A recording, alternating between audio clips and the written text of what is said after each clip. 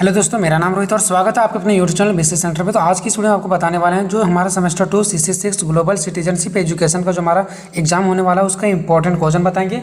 इसके पहले हम पार्ट 1 का जो वीडियो है मेरा वो कंप्लीट हो चुका है, उसमें हम 1 से 25 तक इंपॉर्टेंट क्वेश्चन बता दिए। और ये हमारा पार्ट 2 है जिसके अंतर्गत हम 25 क्वेश्चन और भी आपको हम बताने वाले हैं और हम क्वेश्चन को हिंदी इंग्लिश दोनों में बताएं और हम डायरेक्टली आपको आंसर बताएं हैं। ठीक है, अब डायरेक्टली आंसर बताने से आपको क्या फायदा होगा हम आपको पिछले वीडियो में बता दिए। हम डायरेक्टली क्वेश्चन को स्टार्ट करते हैं। ठीक है, अगर चैनल पर नए तो चैनल को सब्सक्राइब करके दोस्तों में शेयर करना है क्योंकि आप लोगों के लिए इतना मेहनत किया जा रहा है। ठीक है, वीडियो आपको कैसा लगेगा कमेंट में आप लोग जरूर बताना। अगर आप कुछ राय अपना देना चाहते हैं तब भी आप लोग कमेंट में बताना। ठीक है, देखो हमारा जो क्वेश्चन नंबर 26 है इसमें आपको बताया गया है कि who declare Vinoba Bhave as his spiritual hair. इसका मतलब ये हो गया दोस्तों कि विनोबा भावे को अपना आध्यात्मिक उत्तराधिकारी किसने घोषित किया। ठीक है, कि विनोबा भावे जो थे उसको आध्यात्मिक उत्तराधिकारी किसने घोषित किया, तो उसको महात्मा गांधी ने ही घोषित किया। ठीक है, तो ये हमारा 26 क्वेश्चन था। उसके बाद हम लोग चलते हैं नेक्स्ट क्वेश्चन की ओर जो कि क्वेश्चन नंबर 27 बताया गया। ठीक है, इसमें आपका क्या बताया गया है, इन 1940 Vinoba Bhave started individual Satyagraha from, यानी कि 1940 में विनोबा भावे ने व्यक्तिगत सत्याग्रह की शुरुआत की। तो देखो ये पवनर महाराष्ट्र है, कहाँ, पवनर महाराष्ट्र, तो आपका ये करेक्ट आंसर होगा। ठीक है, उसके बाद हम लोग चलते हैं नेक्स्ट क्वेश्चन की ओर। क्वेश्चन नंबर हमारा नेक्स्ट बताया गया है 28। अब 28 में क्या है, तो इसमें आपको बताया गया है कि इन 1923 Vinoba Bhave brought out which धर्म, यानी कि 1923 में भावे ने यानी कि विनोबा भावे ने कौन सा धर्म निकाला। 1923 में विनोबा भावे ने कौन सा धर्म निकाला था, तो ये महाराष्ट्र धर्म था। क्या था दोस्तों, महाराष्ट्र धर्म था। ठीक है, अगर देखो विनोबा भावे से रिलेटेड क्वेश्चन तो एग्जाम में देखने को मिलेगा क्योंकि सिलेबस में दिया गया है। ठीक है, तो ये आपको याद रख लेना है। तो जो इंपॉर्टेंट मुझे लगता है वही क्वेश्चन आप सभी को मैं शेयर करता हूँ, आप लोगों को वीडियो में बताते हैं। उसके बाद नेक्स्ट क्वेश्चन आपको बताया गया कि विनोबा भावे जो है, देखो यहाँ पे शॉर्टकट कभी भावे भी बोला गया। ठीक है, तो Vinoba Bhave is most famous for which moment, यानी कि विनोबा भावे जो थे वो किस मूवमेंट के लिए, ठीक है, यानी कि जो विनोबा भावे था ना वो किस आंदोलन के लिए प्रसिद्ध थे। ठीक है, यानी कि most famous for which movement है ना, यानी कि कौन सा आंदोलन के लिए सर्वाधिक प्रसिद्ध था। ठीक है, तो ये भूदान आंदोलन था। कौन था दोस्तों, भूदान मूवमेंट। ठीक है, चलो उसके बाद नेक्स्ट चलते हैं हम लोग क्वेश्चन नंबर 30 की ओर। ठीक है, 30 में आपको क्या बताया गया है कि which component is the most important in 21 century learning, यानी कि 21वीं सदी की शिक्षा में कौन सा घटक सबसे महत्वपूर्ण है। ठीक है, तो इसमें से 3 घटक है, ये तीनों घटक हमारा क्या है, इंपॉर्टेंट है। ठीक है, आंसर होगा आपका लर्निंग एंड इनोवेशन। ठीक है, लर्निंग एंड इनोवेशन स्किल। ठीक है, सीखना और नवाचार कौशल। ठीक है, ये हो गया आपका पहला लर्निंग एंड इनोवेशन स्किल। ठीक है, सीखना और नवाचार कौशल है। दूसरा आपका हो गया प्रॉब्लम सॉल्विंग स्किल, समस्या समाधान कौशल हो गया। और तीसरा आपका हो गया इनोवेशन एंड कोलैबोरेशन। ठीक है, यानी कि नवाचार और सहयोग। ये आपका क्वेश्चन नंबर नेक्स्ट खत्म हो गया दोस्तों, यानी कि अब हम लोग चलते हैं नेक्स्ट क्वेश्चन नंबर 31 की ओर। 31 में आपका बताया गया है which of the following is associate with ethnoscapes, यानी कि निम्नलिखित में से कौन सा एथनोकैप्स से संबंधित है ना, यानी कि आपको बोल रहा है कि इनमें से कौन सा है जो विथ एथनोकैप्स, यानी कि जो एथनोकैप्स से रिलेटेड है, जो एथनोकैप्स से संबंधित है। ठीक है, तो ये आपका जो होगा इसका करेक्ट आंसर होगा, 2 चीज़ यहाँ पे दिया गया। ठीक है, पहला आपका जो होगा वो होगा टूरिस्ट और दूसरा होगा आपका इमिग्रांट्स। ठीक है, यानी कि पर्यटक और अप्रवासी। उसके बाद नेक्स्ट चलते हैं हम लोग क्वेश्चन नंबर 32 की ओर। अब देखते हैं 32 में क्या बताया गया है। ठीक है, देखो बोला गया कि which skills might a globally competent individual seek to develop. ठीक है, यानी कि बताया गया कि विश्व स्तर पर सच में व्यक्ति कौन सा कौशल विकसित करना चाहते हैं। ठीक है, तो इसका जो आपका करेक्ट आंसर होगा वो learning a new language. Learning a new language यानी कि एक नई भाषा सीखना। चलते हैं हम लोग नेक्स्ट क्वेश्चन की ओर। क्वेश्चन नंबर हमारा 33 है। ठीक है, 33 में आप लोग देख सकते हैं यहाँ पे क्या बताया गया। ठीक है, बोला गया कि what kind of thinking do globally competent individual use to solve problems. ठीक है, यानी कि विश्व स्तर पर सक्षम व्यक्ति समस्याओं को हल करने के लिए किस प्रकार की सोच का उपयोग करता है। मतलब विश्व स्तर पर जो एक सक्षम व्यक्ति होता है वो अपने समस्या को हल करने के लिए किस प्रकार की सोच का उपयोग करता है। ठीक है, किस प्रकार के वो समस्या के लिए। तो यहाँ पे बस एक चीज आपको देखना, प्रॉब्लम, कि विश्व स्तर पर प्रॉब्लम को कैसे सॉल्व किया जाता है। ठीक है, तो एक व्यक्ति किस प्रकार से उसको उस प्रॉब्लम को जो यानी कि उसके पास जो समस्या आता है उसको किस प्रकार से वो सॉल्व कर सकता है।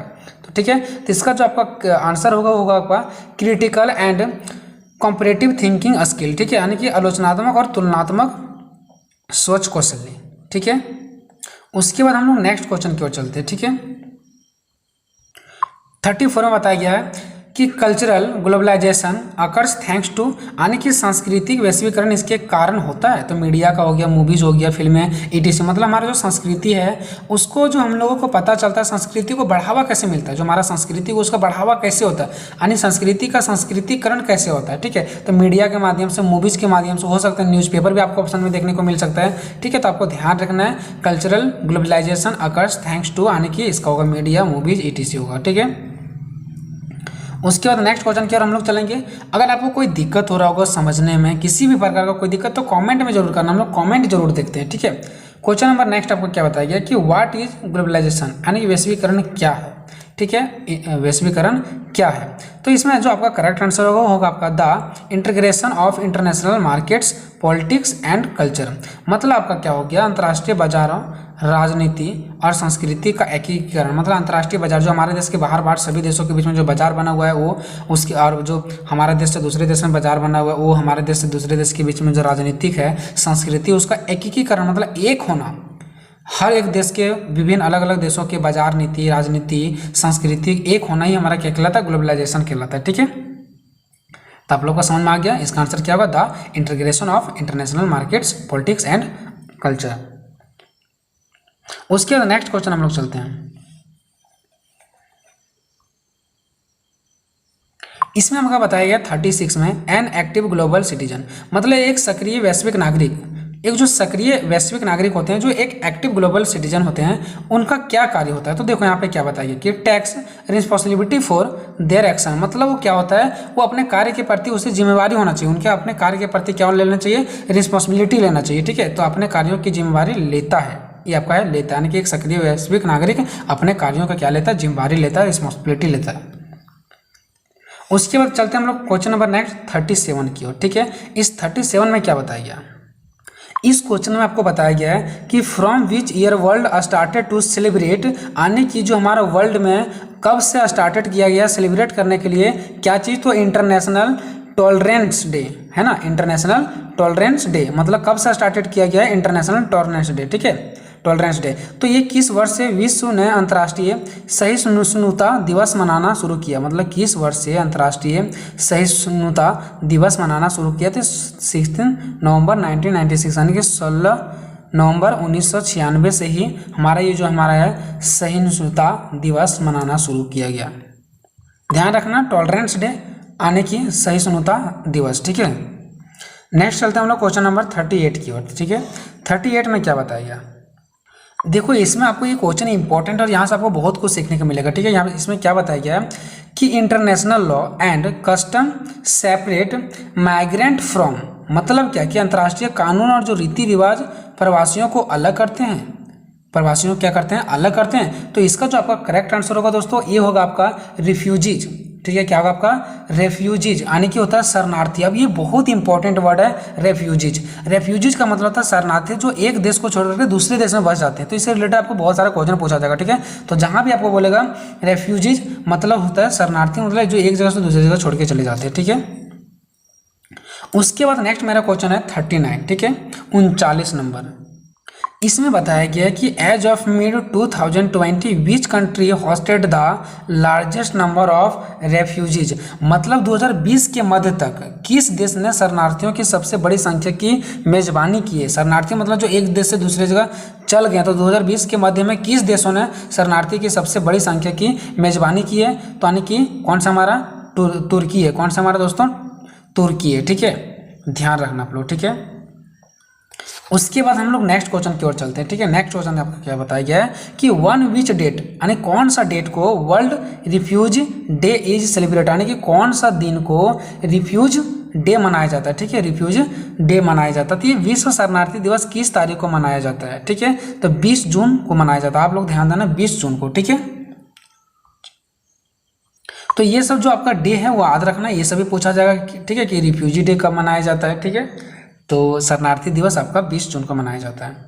उसके बाद नेक्स्ट क्वेश्चन की ओर हम लोग चलते हैं।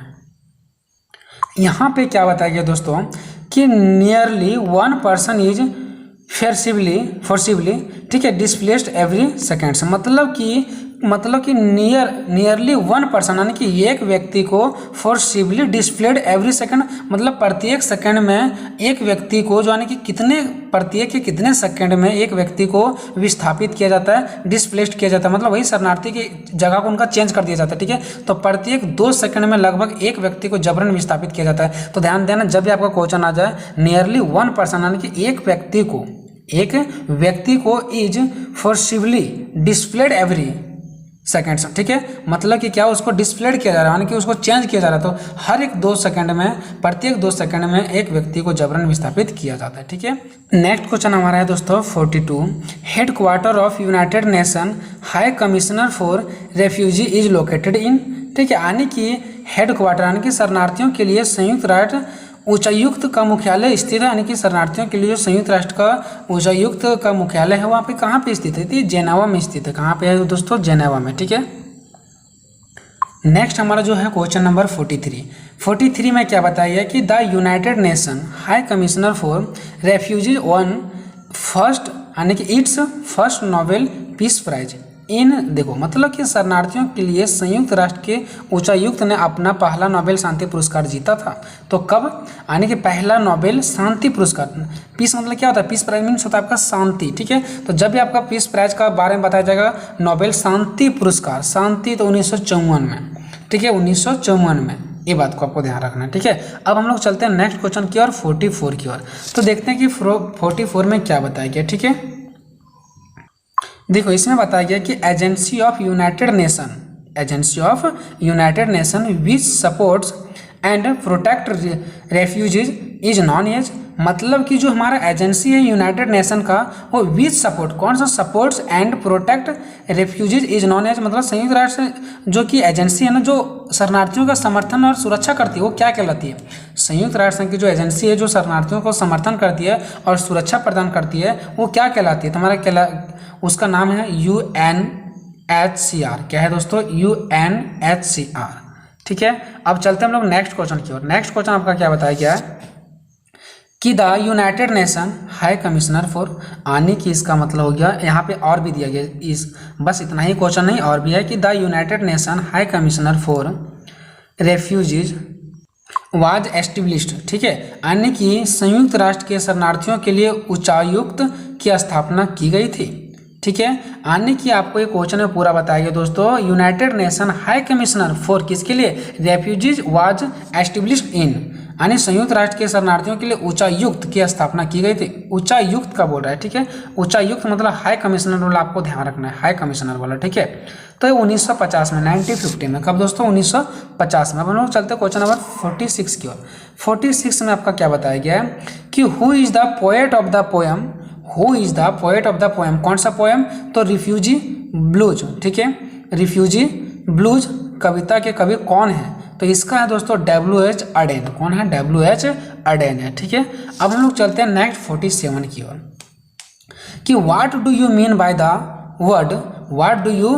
द वर्ड रिफ्यूजी, यानी रेफ्यूजी का मतलब क्या होता है, शरणार्थी जिसको बोलते हैं, शब्द से क्या तात्पर्य है, तो इसका तात्पर्य होता है वन दैट फ्लीज, ठीक है, वन दैट फ्लीज, यानी जो भाग जाता है उसी को ना हम लोग शरणार्थी बोलते हैं। पूछा जाएगा कि रेफ्यूजी का मतलब क्या होता है, शरणार्थी का मतलब क्या होता है, कोई पूछा जाएगा आपको, तो सीधा सीधी बोलते हैं जो भाग जाता है, यानी यहाँ छोड़ करके जो दूसरे देश भाग गया उसी को तो हम लोग क्या बोलते हैं, रेफ्यूजी बोलते हैं, ठीक है। तो वन दैट फ्लीज यानी जो भाग जाता है, ठीक है, फ्लीज। चलो नेक्स्ट क्वेश्चन की ओर हम लोग पढ़ते हैं। 48 नंबर बताइए, ठीक है। 48 नंबर के अंदर आपको बताइए कि which country has most number of refugees, यानी कि किस कंट्री के पास दुनिया में सबसे अधिक शरणार्थी किस देश में रहते हैं, तो तुर्की में रहते हैं। कहाँ पे दोस्तों, तुर्की में। इसके पहले भी आपको तुर्की नाम सुनने को मिला होगा, ठीक है। चलो अब नेक्स्ट स्टार्ट करते हैं। क्वेश्चन नंबर 49 है, इसमें आपका बताइए कि what percentage of the world refugees are being hosted in developing country, है ना। मतलब कि क्या बताइए कि विश्व के कितने प्रतिशत शरणार्थी विकासशील देशों में रहते हैं, है ना, यानी कि डेवलपिंग कंट्रीज में, ठीक है, डेवलपिंग कंट्री में रहते हैं, वो आपको कितना प्रतिशत वो आपको बताना, ठीक है। तो ये 85% ये जो कि हमारा कहाँ पे रहते हैं, डेवलपिंग कंट्रीज में रहते हैं, विकासशील देश में रहते हैं। उसके बाद नेक्स्ट एंड लास्ट क्वेश्चन हमारा है, इसमें आपको बताइए कि how many Rohingya refugees fled to Bangladesh since 2017, यानी कि 2017 से Rohingya refugees fled to Bangladesh, यानी कि 2017 के बाद से कितने रोहिंग्या शरणार्थी बांग्लादेश में भाग गए थे, ठीक है। तो ये आपका हो जाएगा यानी कि 1, 10, 100,000, 10,000 लाख 7,30,000।